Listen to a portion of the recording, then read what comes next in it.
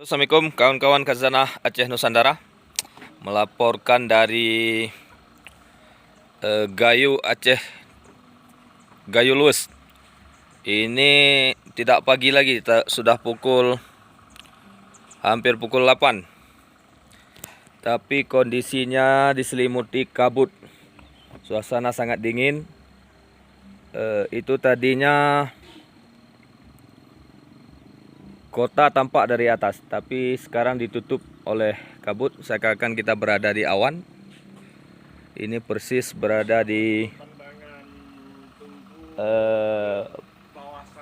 Kafe Pantan Cuaca di Gayo Luwes, Aceh. Ini daratan tinggi yang suasananya sangat sejuk dan adem. Kami rekomendasikan untuk berkunjung ke Aceh